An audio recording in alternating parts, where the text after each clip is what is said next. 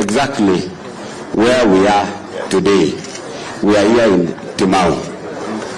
Now, this road, the road is a total of 3 kilometers. So we have the road from Timau coming all the way to Bushishi. Then we have Meru, goes round through Kididina, all the way to Nairobi. Then we have also this street from Contractor going to Nairobi. So we have more of 3 kilometers. Out of this 3 kilometers, then we have just comment earlier in 2021. But then we have experienced a lot of slow progress. But then now we have demobilized and we are in 3 locations, which we have given that we will have to light the progress so that we can complete this to make our loss. Yes.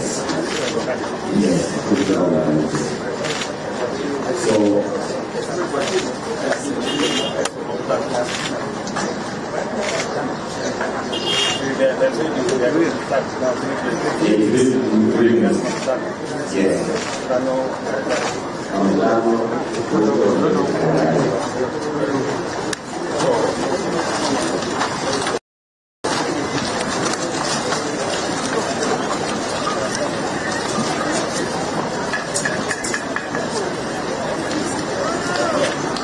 wakati huu Mheshimiwa Rais atafungua jiwe la kumbukumbu. Unveiling of the plate.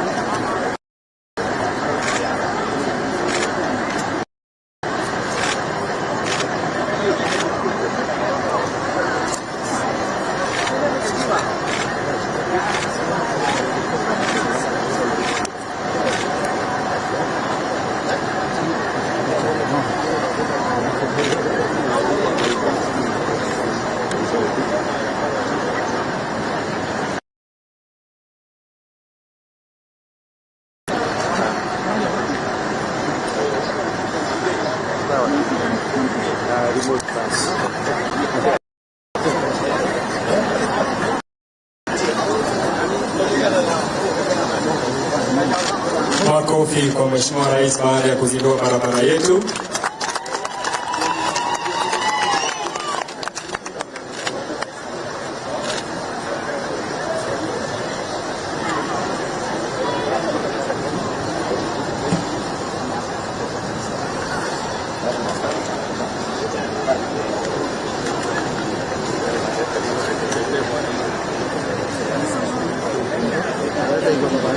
Nafasi sasa Mheshimiwa Rais ataachilia vifaa ambavyo vinaenda kufanya kazi ya ukarabati wa hii barabara. Naomba tuelekeze sehemu hii tafadhali. Mheshimiwa Rais atachukua nafasi yake sasa.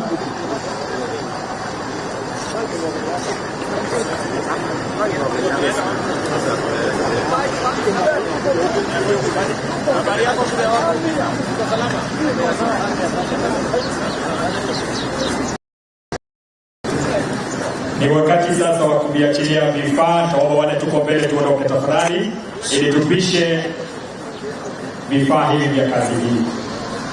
At the count of 4, 3, 2, 1, and let us appreciate His Excellency kwa makofi. Vifaa hivi sasa vimekwisha achiliwa rasmi kwenda kukarabati barabara yetu. Thank you, Your Excellency.